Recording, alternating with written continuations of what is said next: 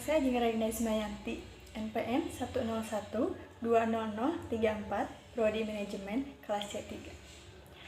Sini saya akan menjelaskan tentang Ma'rifatul Insan. Yang pertama ada ta'rif insan atau pengenalan diri.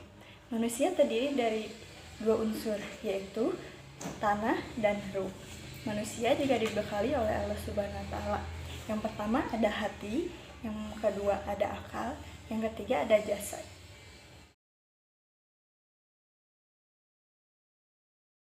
Ma'rifatul insan terdiri dari dua kata, yaitu ma'rifat yang artinya mengenal, insan yang artinya diri. Sehingga ma'rifatul insan dapat diartikan mengenali diri sendiri. Untuk itu kita harus mengenali diri kita sendiri. Dari mana kita berasal, untuk apa kita diciptakan, dan kemanakah kita setelah ini.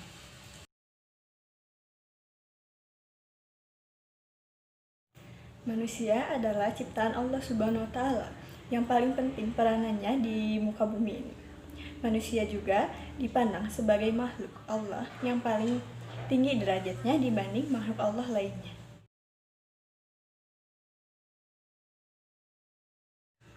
Manusia diciptakan dari dua unsur. Yang pertama unsur langit yaitu ruh, yang kedua unsur bumi yaitu tanah.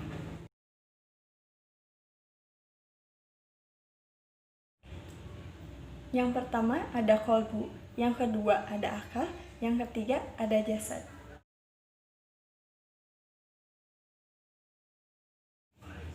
Secara syariah, qalbu dapat diartikan sebagai segumpal daging. Sedangkan makna secara hakikiyah, qalbu adalah sebuah organ yang bersifat zat atau tidak terwujud.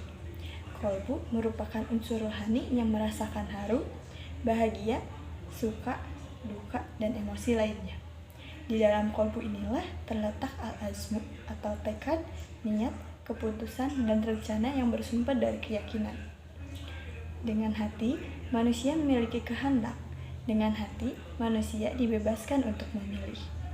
Entah itu mau berada di barisan Allah Subhanahu wa Ta'ala atau berada di barisan syaitan.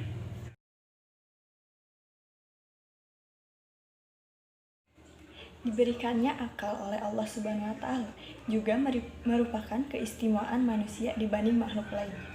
Dengan akal, manusia bisa mendapatkan ilmu, memahami ayat-ayat Allah, baik yang kauniyah maupun yang qauliyah.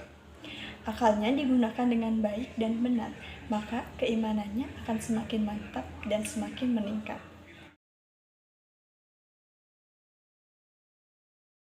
Sebagai pelaksana, sebagai apa yang telah ditekadkan oleh hati dan direncanakan oleh akal. Tanpa jasad, tekad, dan pengetahuan hanya akan menjadi impian dan teori yang kosong.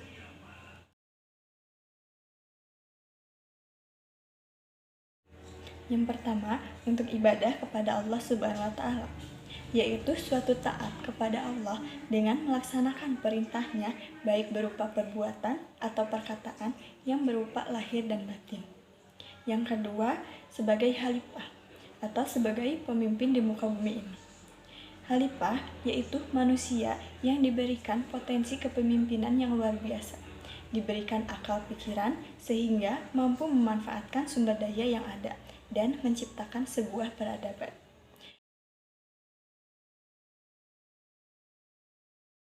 Adapun tugas khalifah, yaitu yang pertama menegakkan hak dan keadilan di muka bumi ini, yang kedua membersihkan alam dari perbuatan najis, syirik, dan fasik, yang ketiga meninggikan kalimat Allah Subhanahu wa Ta'ala. Sekian yang dapat saya sampaikan penjelasan tentang ta'rif insan atau pengenalan diri. Mohon maaf bila ada kesalahan.